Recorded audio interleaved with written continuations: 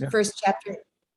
Oh, thank you, Chapters International, for hosting this. And I'm so excited to be with Dan today to sort of soft launch his book into the international school community. And I just want to introduce us in relation to how Dan and I know each other. So and Dan, I'll say a few things and then you could jump in and, well, I will grant you permission to jump in.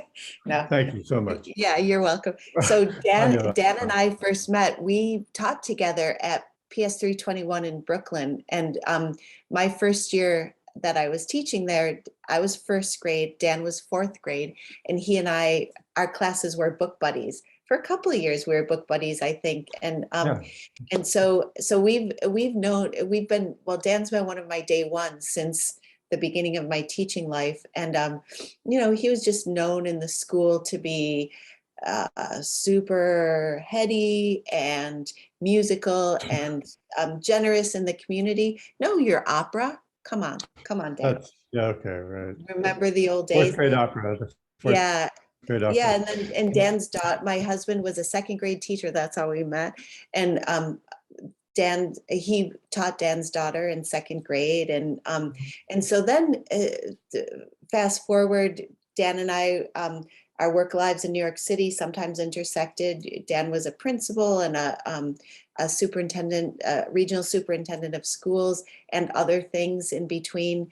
And I, you know, so we would intersect and at work and sometimes social. We have a lot of mutual friends, but really we became road warriors together. We traveled to a lot of international schools at the same time. You know, sometimes schools would have us both there simultaneously. And so we just, you know, Dan helped me get 10,000 steps a day in India. We, in Singapore, what do?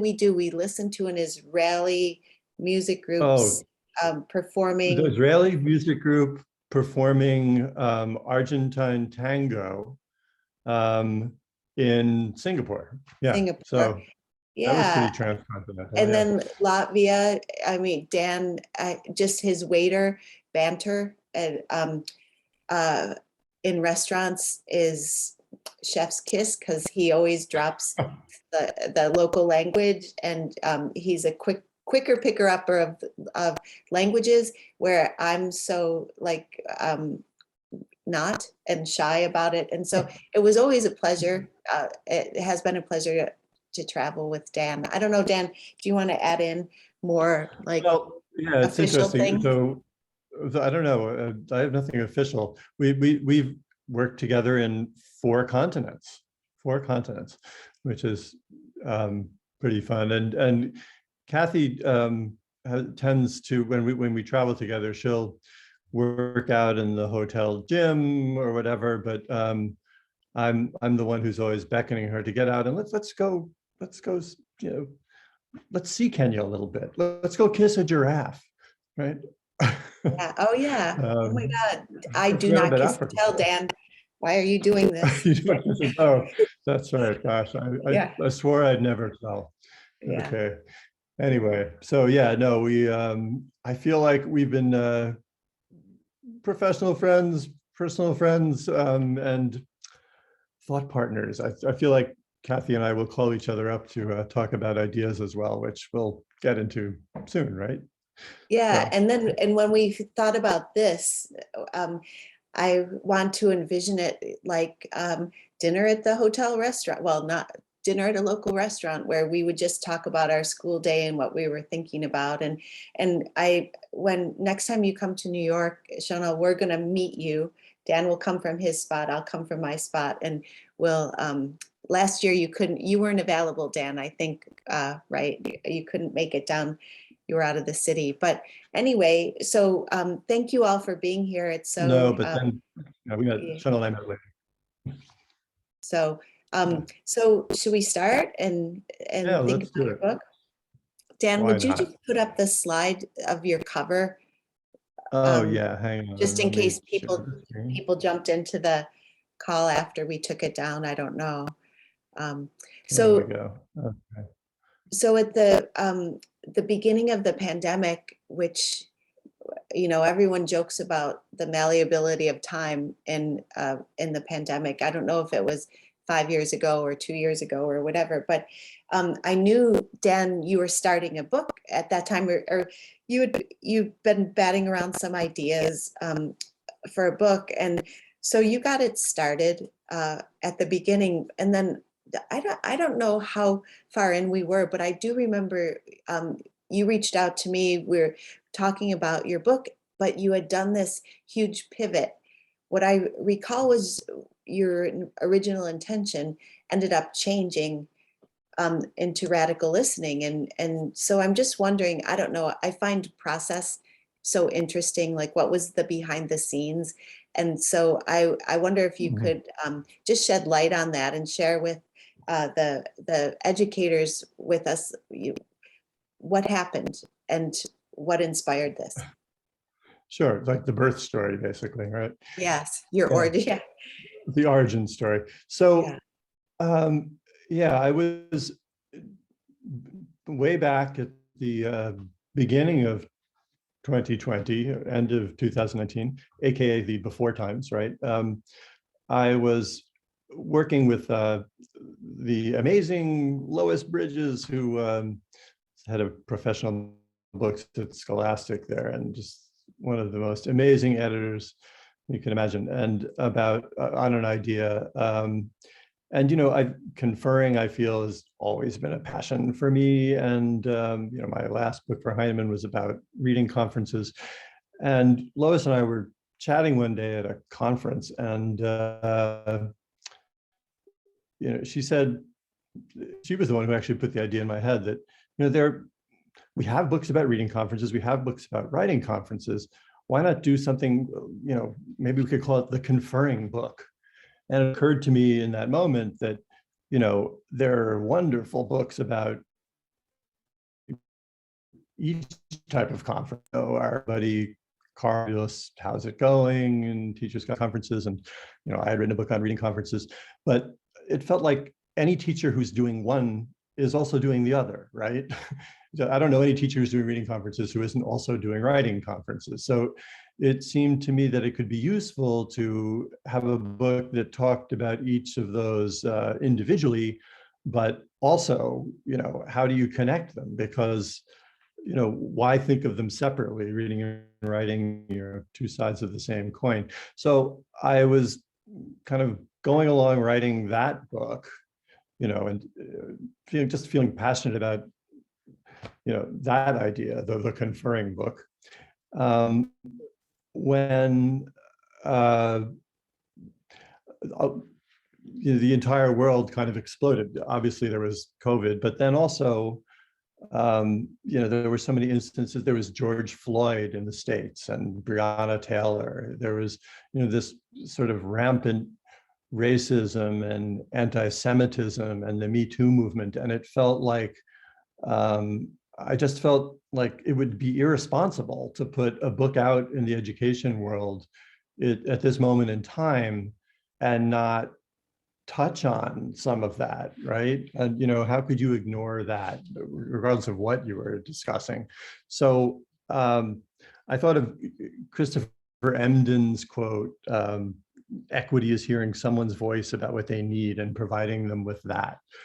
You know, and I began thinking, how does conferring kind of play into this, this idea of equity and trying to address some of these injustices that, you know, a little idealistic, but you know, we're hopefully. So it seemed to me that conferring, you know, as teachers, you know, working with specific groups of children, you know, we don't have a big political landscape, political reach, at least in our classrooms. En masse, I think we do. But it felt like in our little microcosms, our classrooms, we actually could make a difference toward, you know, or take some small step toward prioritizing listening, prioritizing, you know, understanding the individual kids in front of us, separate and apart from whatever curriculum we're given and responsible for teaching. That this idea, obviously, if you're a third or a fourth or an eighth grade teacher, it's your job to teach the third or the fourth or the eighth grade stuff, the end year expectations, the standards, the curriculum. But if we could prioritize the voices and the experiences of the kids, not only are we listening to them, but they're listening to each other, we could kind of create a democracy of thought, right? Where, kids are taught to listen to each other, learn from each other, to kind of respect and consider other people's perspectives.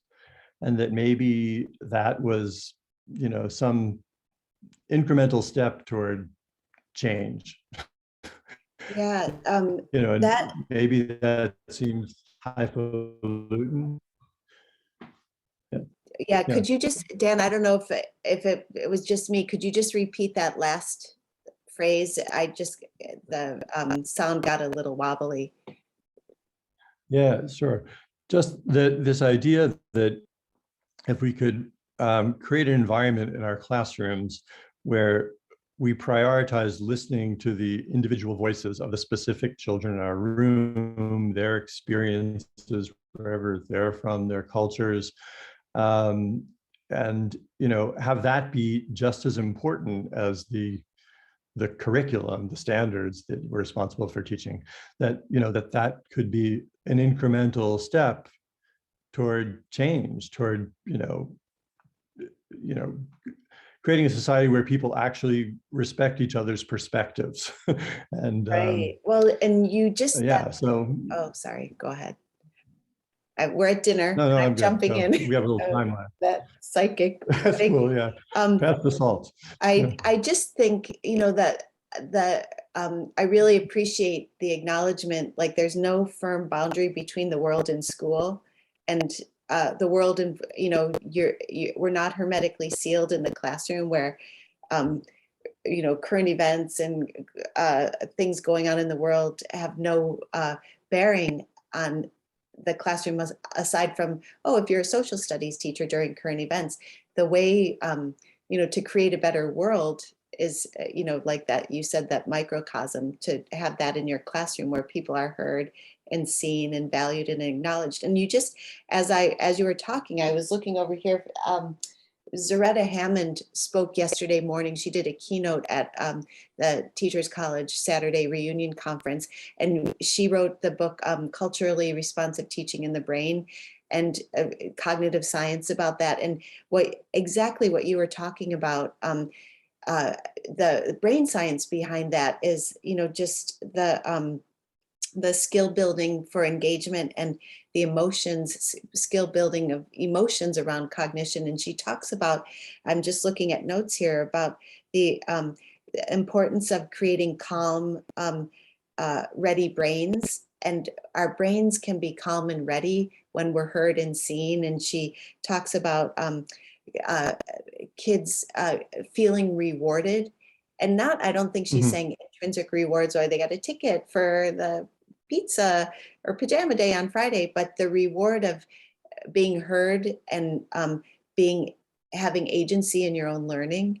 That reward keeps you coming back for learning, I think. And she also talks about the brain, the release of oxytocin when we're feeling connected. And so what you're talking about, just really, I don't know, that synergy. I heard this yesterday, and I've read your book, and the way you're talking about it, I was just thinking that would be a really nice book pairing.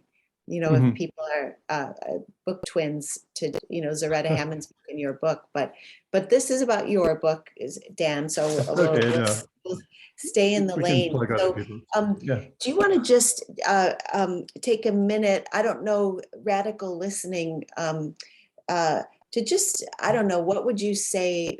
That elevator pitch or your bumper sticker, or you're just what is radical listening? And sometimes it helps, I don't know, as a learner, sometimes it helps me if somebody says what something is, but if they also contrast it with what it's not, I don't know if that Mm. frames out your response, or what would you say about radical listening? Sure. Well, I mean, first of all, before I go there, just, building on what you said from the TC day, I think that, that feeling heard, that feeling seen, feeling listened to, and the oxytocins and all that is true, and obviously when you're talking and really in any walk of life. But I think particularly when it comes to literacy, where, when you think about what the function literacy plays in our lives, right? I think when we read, in some ways we're helping define our own beliefs, where that's the whole Rudine Sims Bishop sliding doors, mirrors, windows, kind of realizing who we are, getting a glimpse into other people's realities and opportunities, right? And, writing is kind of an act of, forming your thinking, and, just the act, what you're doing cognitively when you go back and forth between the ideas in your head and expressing them on the page, you're kind of defining yourself as well. So if that sort of listening happens specifically, when we're teaching literacy, I think we're opening even more doors than when we're, uh, listening in that way in other subjects, I suppose. But, and answer your question about what radical listening is and what it's not, I think, in our teaching lives, I often say when I'm working with teachers that probably at some point when you chose to become a teacher, it was at least in part because you were fascinated with the way children think, right? But then, you get a job in a school and suddenly you're responsible for teaching a curriculum, you're responsible for teaching to, a standardized test. You've got to keep up with a pacing calendar, right? And it feels like, wait, I don't have time to just be, listening to children in the way they think. I've got to cover all this content. Yeah, like blah, blah, blah, kids. Yeah, I know. Those darn teaching would be so easy if those darn kids didn't show up, right? We could just move through the curriculum at, a swift pace. Note to Anyway, participants, that's what radical listening is not. there you go. Thank Yeah. you. Thank you for shining light on that, Kathy. Yeah, and so I guess the radical notion of radical listening is this idea that what the kids are saying and thinking and noticing should be just as important as the content that we're trying to impart. I kind of think of school as, hopefully having two parallel streams of instruction. There's that content that obviously it's our job to cover. If you're a fifth grade teacher, you got to teach the fifth grade stuff. But at the same time, you've got this particular group of fifth graders sitting in front of you who have unique perspectives and unique backgrounds and unique cultures, and they deserve to be heard, right? I talk in the book about, there's this famous quote from Frederick Douglass that literacy will set you free. But I think if, the literacy you're being fed has nothing to do with you or your ideas about what you're reading and writing, then literacy can feel like shackles, But when we start listening to kids and having their noticings, their lines of thinking be the driving force. First of all, I think in a conference, often in a conference, it's the first experience a child has with an adult other than their parent being interested in what they have to say, right? And,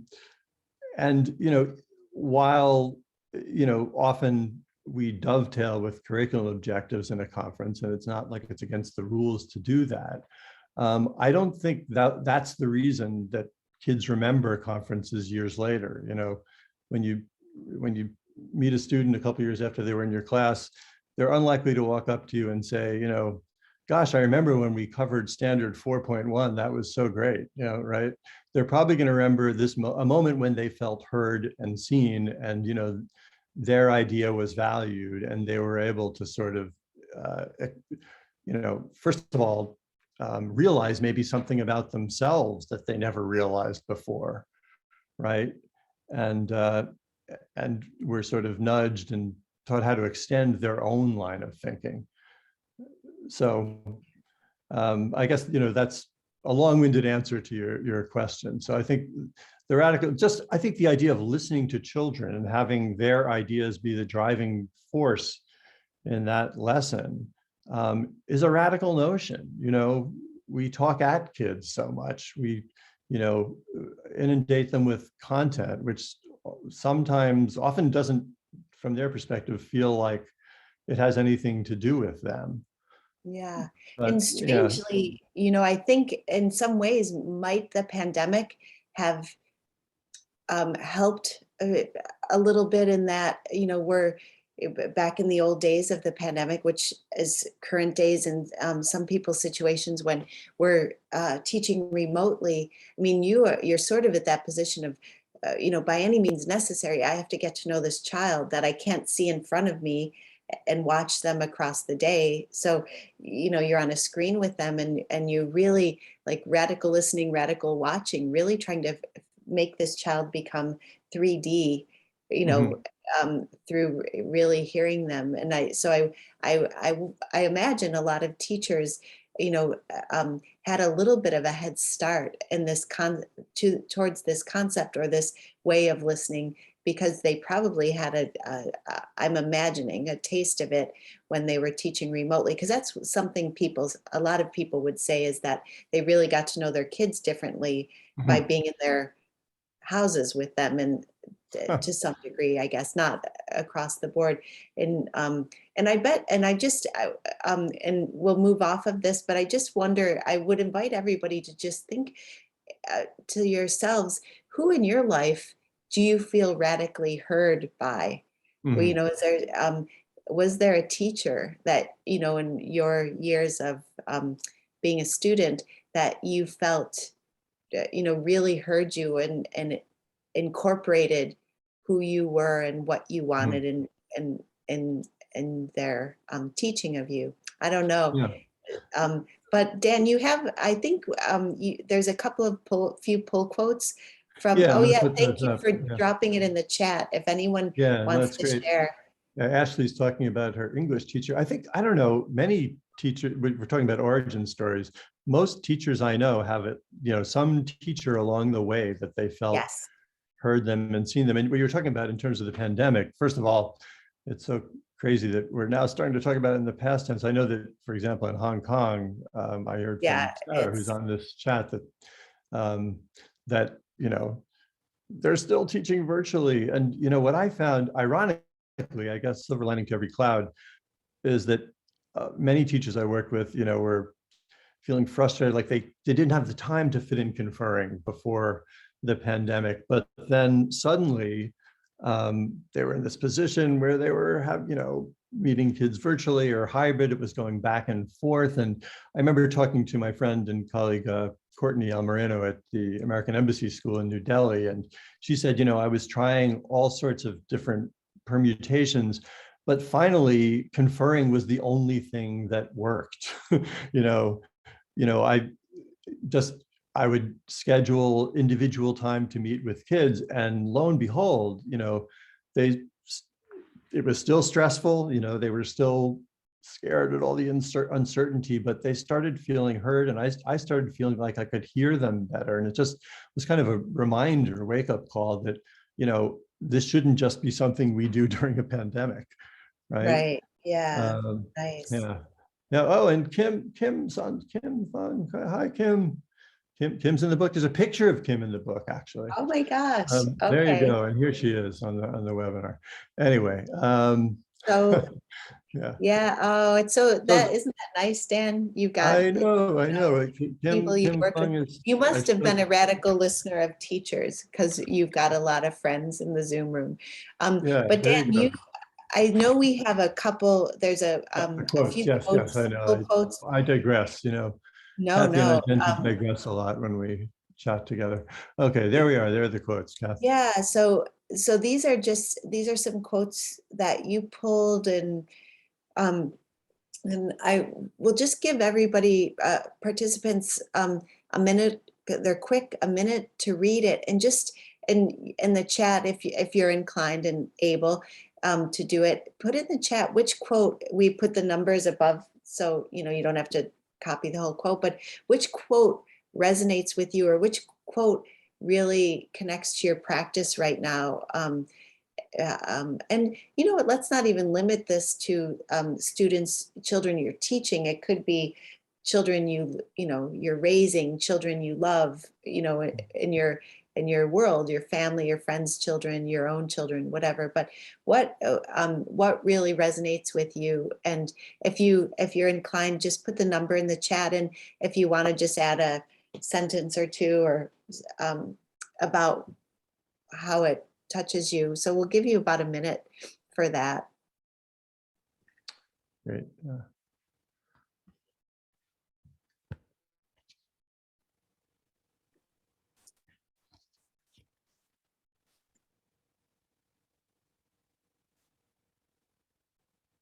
Great. I see people are putting the numbers in there. If you feel like it, yeah, Ashley's putting a little comment about why number 1 resonates. It'd be great to know why you picked the one you picked. Looks like team 3 is pulling ahead. No, I don't mean, yeah, the radical competition. Well, yeah, no. By the way, Kathy, I liked your idea of starting a band called the Oxytocins. It would be we'd sing happy music.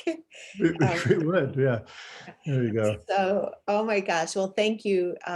So yeah, so in reading, I had the privilege of reading, getting an early opportunity to read the book. And besides so many gems, these are quotes Dan pulled, but so many quotes that I pulled out, and phrases, and what turns of phrases, the way Dan explains things. The book is full of all of that, but there's also these other great, really grounding elements to the book, including video of Dan having conferences with kids. And so one of our ideas was to share some video and show you. And this, Dan, this video you're showing, this is from well, I know the video's from the book, but is the whole, is it part of the scholastic support for your book? Yeah. So, wow, I'm sorry, I'm blown away by some of the comments here. People are saying some incredible things. I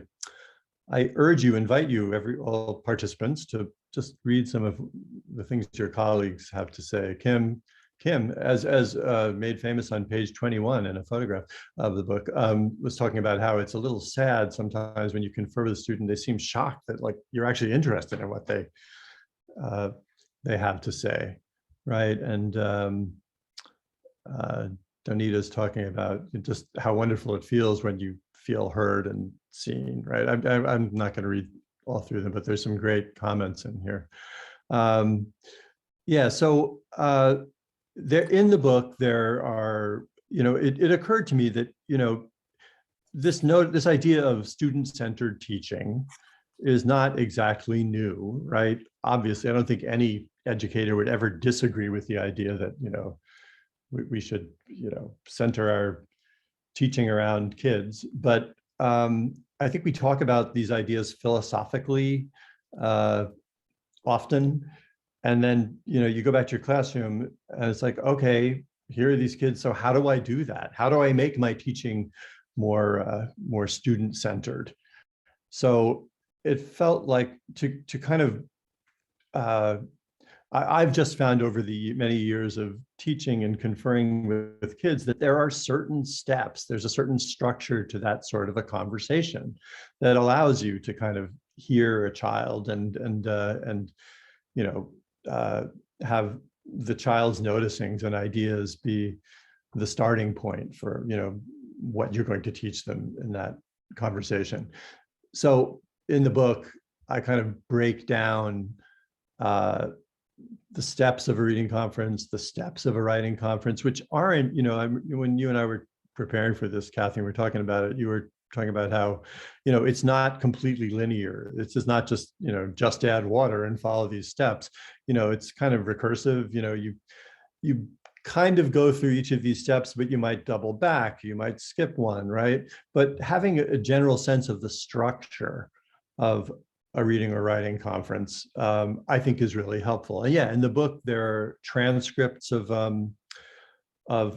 sample conferences, different types of conferences, and pullouts like these two here. But also there's a link at the back of the book to videos, so you can actually see it live and in person. And yeah, this video is one of the ones that you can access. And actually, this is one that there's a transcript of it in the book as well. And it's actually one of my favorite, I don't know, conferences I've ever done. I'm not going to, spoiler alert, I'm not going to, I want to tell people why, but there's something happens in this particular conference that has never happened in another conference I've ever done. And this is with a fourth grader who actually happens to be the son of a friend of ours, right? Jessica Martin. Yeah, and we should say it out loud, because some people in this room may have worked with Jessica Martin. She works for chapters. She does sessions for chapters. This is her son. Yeah, who is like the most charming kid on earth. But anyway, and again, we'll ask you at the end, can you identify the thing that happened in this conference that has never happened to another conference Dan has ever done? And anyway, you'll see that the way Scholastic did this is on the right-hand side, there's the conference as a virtual conference. And on the left are those steps, and they kind of highlight the steps as we go. And you kind of see how it's not entirely linear, but it does give you a structure to kind of hang your hat on there. So with no further ado, this is Nico Martin, and a reading conference. So hello, Nico, how are you today? Good. Great. Are you ready to talk about your reading? Yeah. So I was wondering, you chose this page, like this is one of your favorite pages, right? Yeah. Tell me, what do you like about this page? What was so interesting? The interesting part was I didn't know frogs never play dead. They play dead. Yeah, and the bodies and sizes of frogs can swim 10 times faster than the fastest swimmer in the world.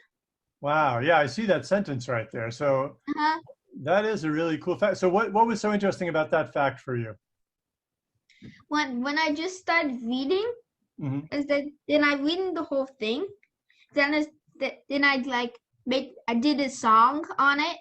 A song, really? Yeah. Tell me about that. What kind of a song? Do you want me to sing it? Yeah, let's hear. If frog can swim, then can 10 times faster than the fastest swimmer in the whole world. That is very cool. But I'm wondering, so what about that sentence inspired you to write a song? I just read it many times. Then I did. Sometimes I read different books and I just make a song in my head. I love that. That's so great. I love music myself too. So, but I'm interested in this one thing you just said. You said you read that sentence a couple of times, like more than one time. Yeah. Tell me about that. What made you read it more than once? Because I just saw the first one. I just stared at not the first sentences. I stared at that one and said, whoa. So that was kind of a whoa sentence for you. Yeah. I'm wondering, on this page that we're looking at right now, were there any other sentences that were whoa sentences, like as much as that one, or was that the best one? One of the bottom one make themselves bigger from blowing a bubble, like different kinds of frogs get bubbles. Could you read me that part? Read me the other part that made you think, whoa. You can Some may play dead, others puff up to make themselves seem bigger. Wow, tell me about that. What was so cool about that? What made you go, whoa? Because I tried it in my kitchen and then my mom was scared, I think. You went in and you tried to play dead and puffed yourself Yeah, up? it didn't work. It didn't. It didn't work. She didn't believe you, huh? Nope. That's so funny. So wait a minute. So you got this one whoa sentence that made you think of a song about the swimming. And then you got this other whoa, it was like more than one sentence actually, but made you want to kind of try it yourself, right? Yeah. So it sounds to me like, tell me if I'm wrong, Nico, it sort of sounds like you're the kind of reader, when you are interested in something, you want to do something about it. Like you want to make a song or you want to act it out, right? Does that Yeah. make, I'm wondering, are there any parts on this page that are not so whoa? Could you pick out like one sentence that isn't quite as whoa as those other ones? Okay. It's the first one. Which one? Can I read it? Yeah, go. Frogs are amphibians. They can live on land and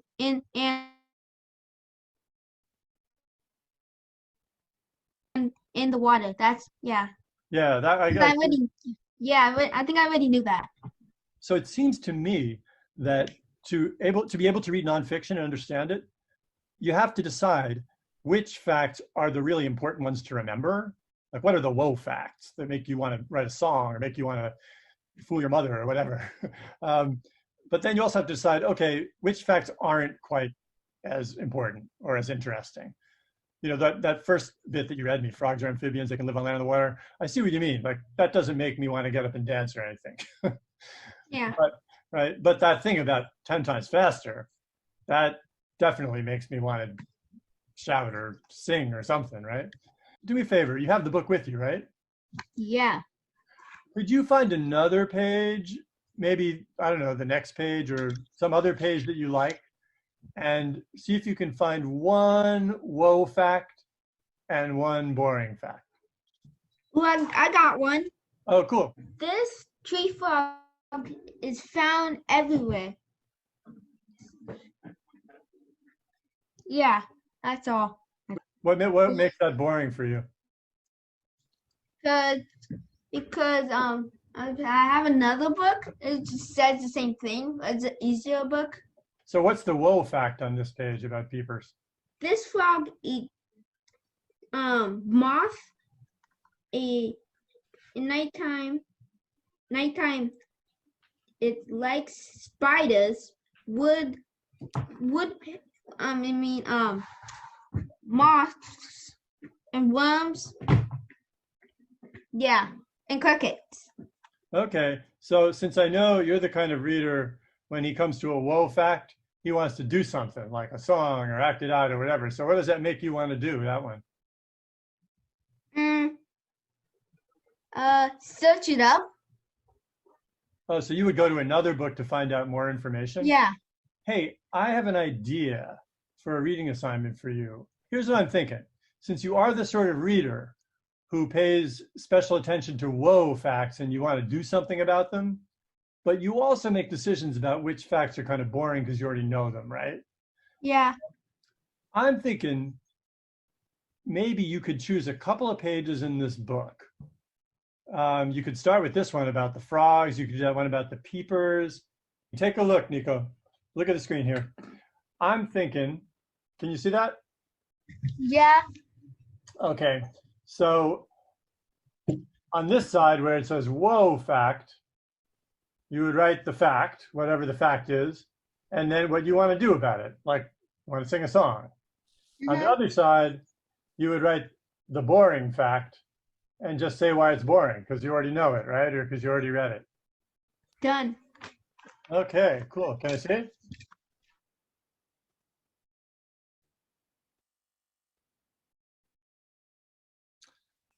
There you are. Here's what I'm thinking.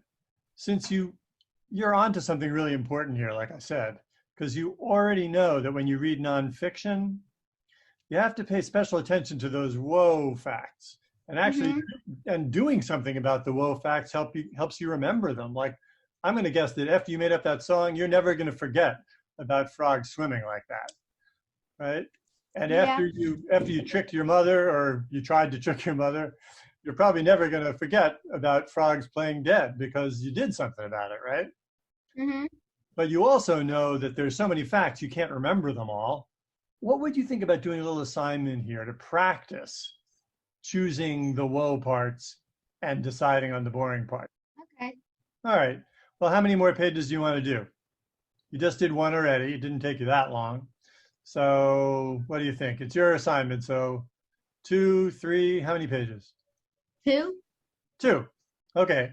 So Nico, I think doing this work is going to actually be important for you, not just for your frogs and amphibians book, but from now on, whenever you read a nonfiction book, you can always be making decisions about what are the whoa facts and what are the facts that are kind of boring and you don't need to remember them. Does that make sense? Yeah.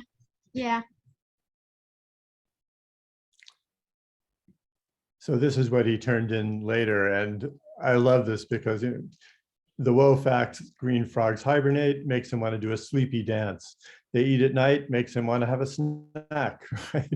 So they float in their tummy, makes them want to float in a pool. So anyway, there you are. Nico. Oh my gosh. That, yeah.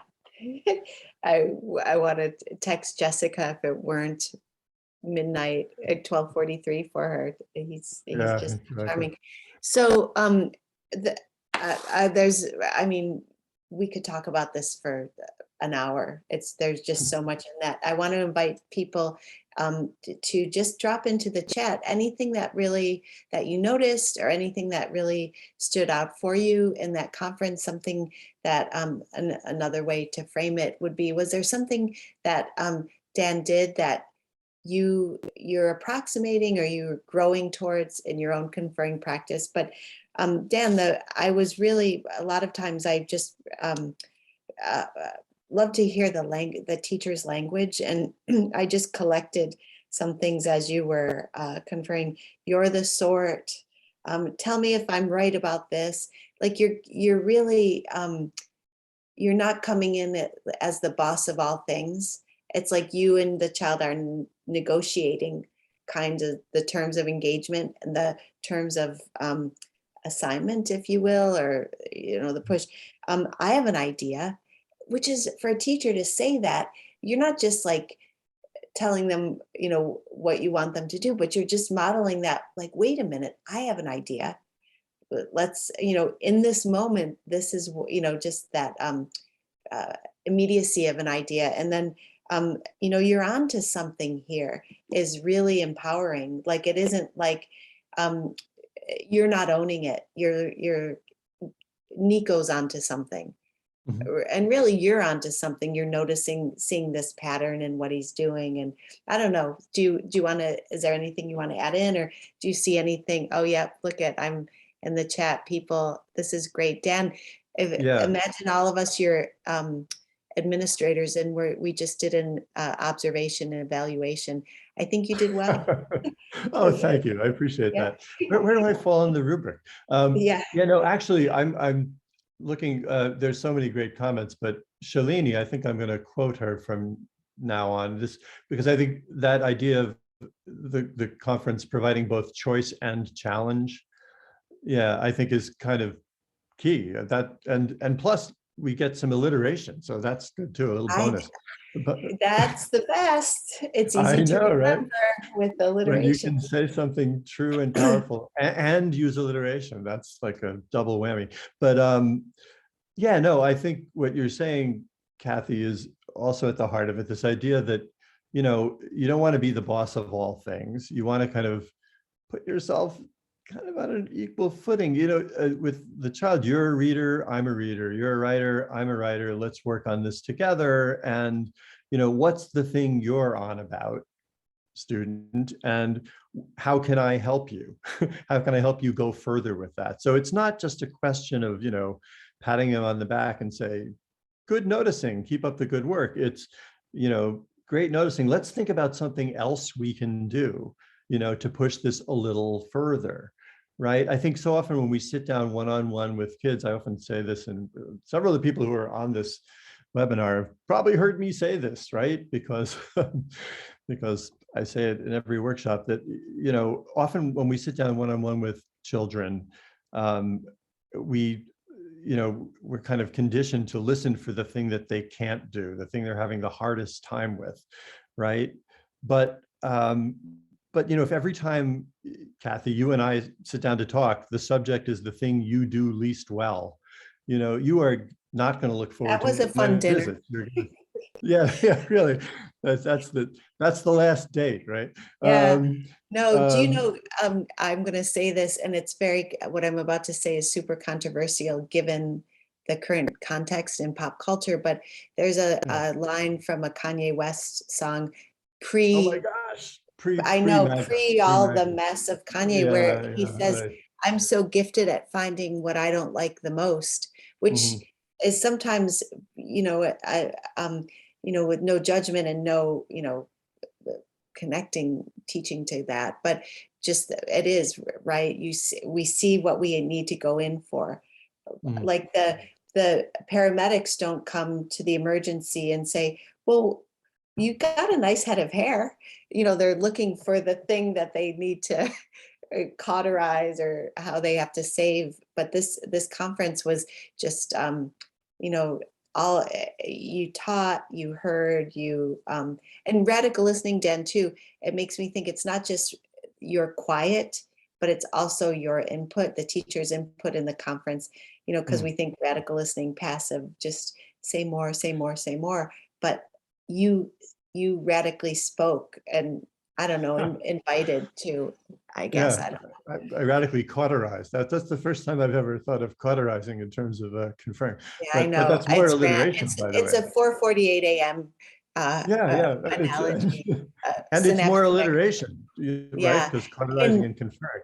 Yeah. and by the But way, hats off to Scholastic. It reminded me of whatever that video game, Dance Dance Revolution, where you have to step on the things. Like as they popped out the steps in the conference, they right, did I know. I mean, I'm sure you had input on that, but they did a really nice job. That's a nice set. I know it is because you can kind of follow it, but also, I mean, I think what it brings out is what I said before we started was you see how it wasn't so linear. Like I went back, Yes. I kind of skipped around, but having that, I wanted the book to give a little bit of a how-to, like so it's a practical thing. Like again, philosophically, we all agree that our teaching should be student-centered, but how do you do that? So here's a sort of structure you can follow, loosely follow. And, within that structure, I think you find your own voice. What I often say to teachers is, after we work together, you'll probably imitate some of my moves for a little while, but, if 6 months from now, you're still conferring exactly the way I do, then I don't think this professional development will have been successful because you should develop your own style within this, Yes. this structure. And, I'm thinking of the other thing you said there a minute ago, Kath, that really resonated for me is that, you don't have to be the boss of all things, right?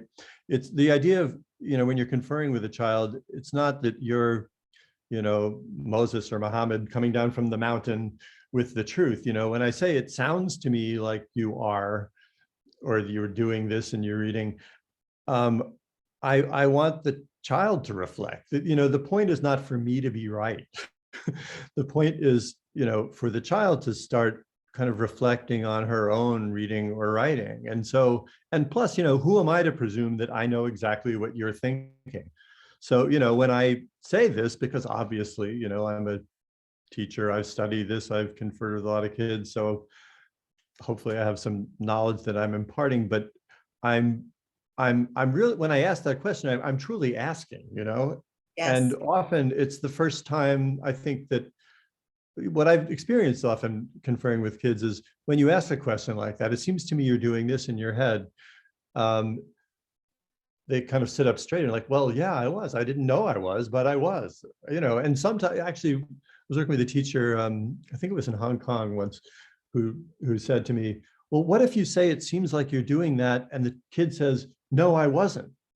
And, then what do you do? And I said, well, then, you're like, that's a victory, because if the kid can say, I wasn't doing that Yes. thing, I was doing this thing, You're getting them thinking about their thinking, which is the whole point, right? Exactly. Yeah.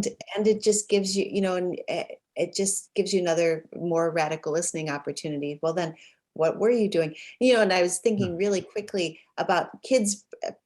Probably for some kids, they need to have multiple experiences with this, because it is such a different way Yeah. of being heard in a class, maybe not people in this room, people who've worked with you, people who are like leaning in on a Sunday. So I don't want to put that on the Zoom room, but that idea that some kids probably expect the minute the teacher sits down, this is what you're going to do, crisp and clean. And so they probably think they need to get comfortable, and they also have to have meet the radical, how we say to kids sometimes, when I'm conferring, this is my job, and when I'm conferring with you, this is your Your job. role. So you probably have to, I'm thinking, for some children, they might need extra support to embrace Yeah. that role of, Well, I think, yeah, it's interesting you say that, because I've experienced sometimes with kids who aren't used to this, that, for example, you say to them, so, what are you working on as a writer? Or what are you thinking about this book? And they kind of look at you like, I don't know, aren't you supposed to tell me that? Right. And yeah, it takes, oh, you're right. I think you have to teach into that a little bit. And, something that we don't talk often about in terms of conferring that I think is really important is the idea that even though this work is, very individual and personal and targeted and is honoring the individual reader or writer, um, I think it's also important to make the work public. I don't think it should be private. I think, we've sort of been conditioned to think that the share in a reading or writing workshop should be who tried what I just showed you in today's mini lesson and how did it go. And I feel like, in my world, Dan's ideal world, it would be maybe 50-50. Some of that, yeah, some of, who tried what I did in the mini lesson, but also let's hear some of the interesting, exciting work the individual kids in our class are doing as readers and writers. And I find when you do that, kids start learning from each other. They feel like, that thing that Kathy was doing, thinking about the realistic and unrealistic parts in the book, I want to try that. Or that thing that, I don't know, that that Chanel was doing, where she was, putting a little narrative in her all about piece, right? Putting a little story in the middle of the informational writing. I could try doing that. And, that's what I was saying earlier. That's when it becomes kind of a democracy of thought, because, we're all working on some things together because we're all in 5th grade or 8th grade or 2nd grade. But then it's so cool because we're all working on these different things. We're in this little beehive workshop where everyone's doing something a little different, and we can kind of learn from each other too, right? yeah. Well, yes. And oh my gosh, there's so much to unpack of that. But Dan, I'm looking at the time. We have about 5 minutes left. And we were thinking we have videos and but now we're down to the lightning round. I'm going to treat my this gosh. like the lightning round of like a game show. And I just, if so a couple of things, one of the features in your book, well, that I super appreciated was the idea of conferring competencies, which Mhm. is a way of, I had never seen in all of my travels and reading and interactions with teachers and consultants, I've never thought about conferring this way, that a teacher can support themselves as an Mhm. evolving conferrer, evolving towards radical listening. And I don't know if you wanted to say something about that. Yeah, sure. Yeah, I remember so it won't shock anyone on this webinar to learn that Kathy and I spoke a bit during the writing of this. I feel like this book is what I did during the pandemic. But Yeah, but yeah, no, I was actually, the story of this, these conferring competencies in this rubric. It's interesting. I was doing some work with the International School of Kuala Lumpur, really wonderful school, and the director of curriculum there, Praxia, was asked me to do a weekend IRCOS workshop. And I guess to get the funding or to get approval, they needed some sort of a rubric. And so we were going to do this thing on reading and writing conferences. And he said, could you develop some sort of a rubric that I could give them? And my initial thought was, no, I mean, that goes against the whole spirit of conferring to rubricize it, right? But then when I started playing with the idea, it occurred to me that, you know, if you thought of this, the different skill sets that a teacher needs to call on to confer effectively, powerfully, to radically listen, you know, you can kind of break them down, I think, into some categories. There's, you know, first you need to know the content, right? Like teaching any subject, you need to know, if you're teaching reading, you need to know something about comprehension strategies, what we do in our head to understand, to make meaning. You also need to know text-based stuff, you know, what's on the page that's not in your head, story elements, you know, expository text structures, stuff like that. So you need to know the content. There are things to know about the structure of a conference. We just saw that in that video, you know, that those kind of steps that aren't entirely linear, but it is a structured conversation, right? So there's knowing the structure of a conference.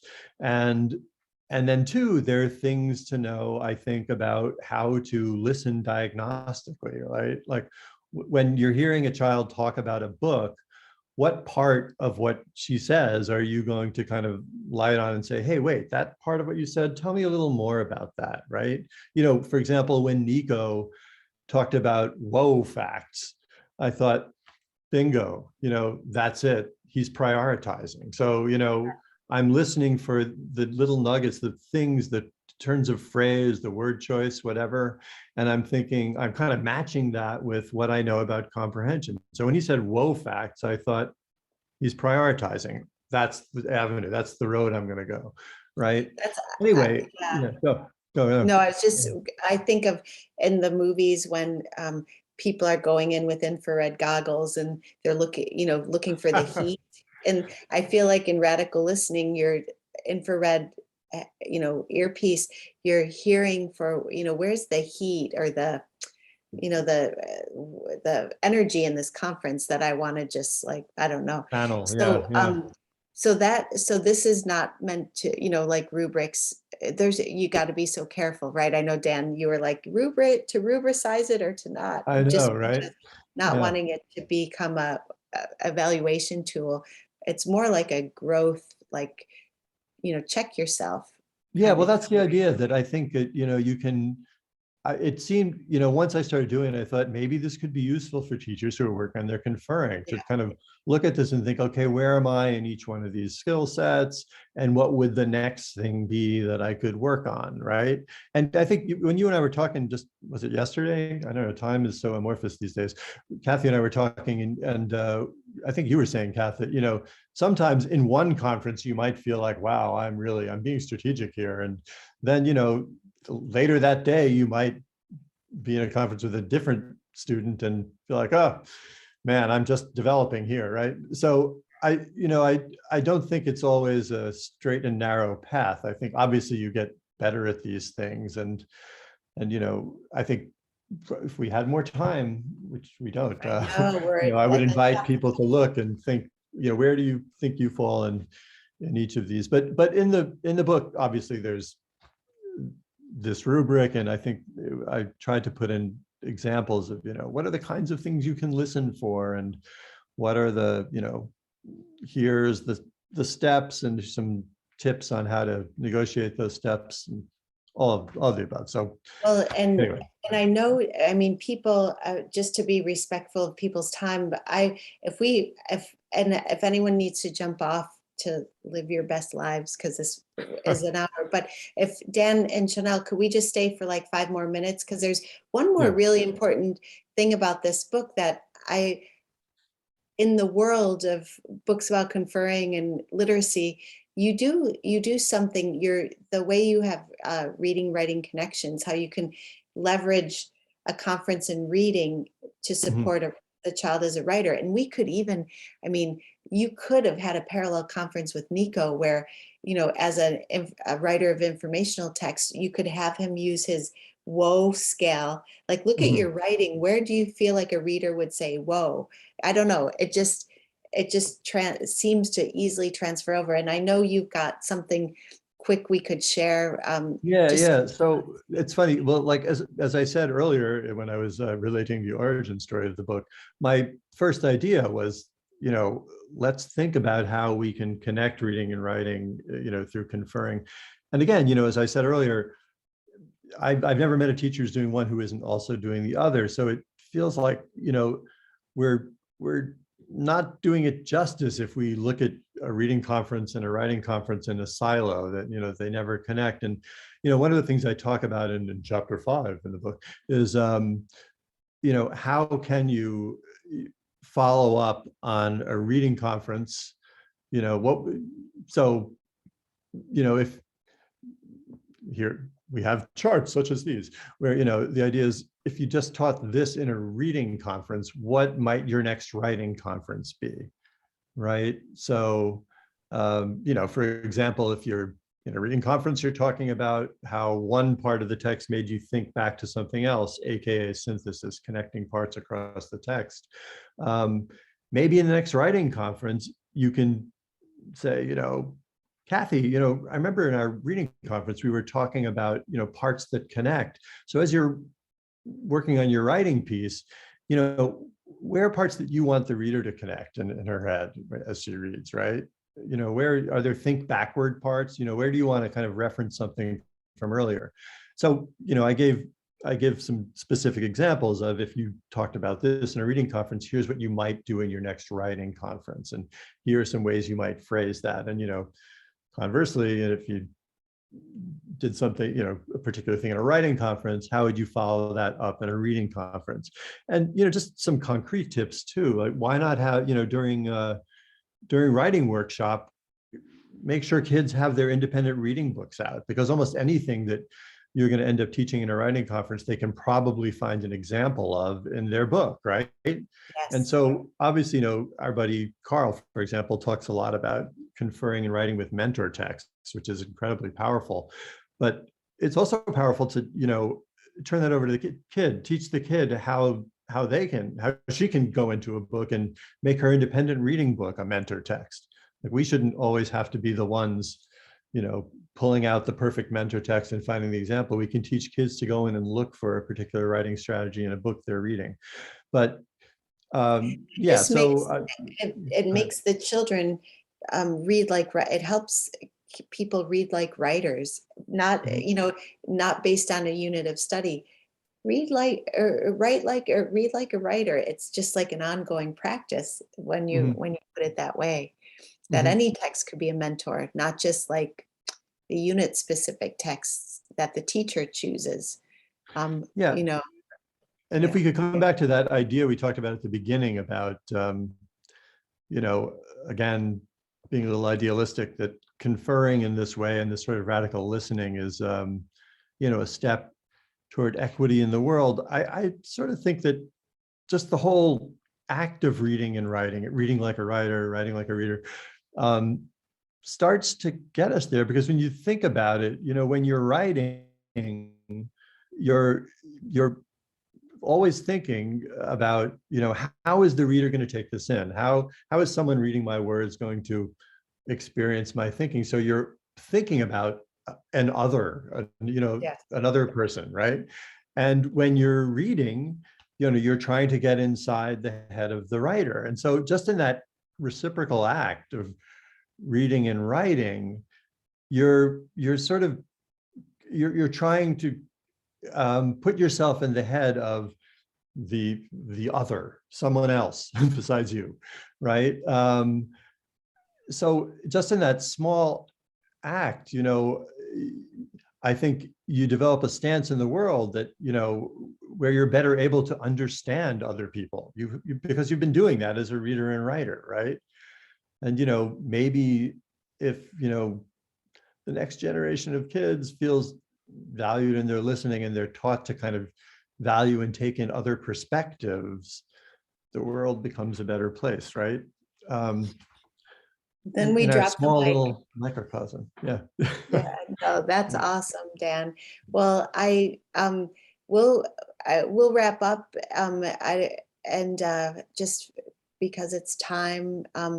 But the book is available. It's Scholastic. Scholastic, radical book. listening. You know, Kathy, I know something about you and I. Whenever we present together, we never end on time. It's Yeah. just it's so fun. It's like we just keep going, right? I know. So That's which so restaurant are we going to in which country tonight? I forget. know. Well, Yeah. let's just spin a dial and dream a dream that it will happen again. Yeah, I that hope we're please, out on the road. But Chanel, thank you so much. Participants, people, thanks for jumping in the chat. And I wish it was, well, it's hard with so many people, but to join us for dinner in some place, and we'll have a table talk. But take care, everyone. Have a great week. Yeah, thank you, Kathy. Thank you, Dan, and congratulations again for your new book. As I said to you earlier, I would have had that wine glass, but congratulations and cheers to you.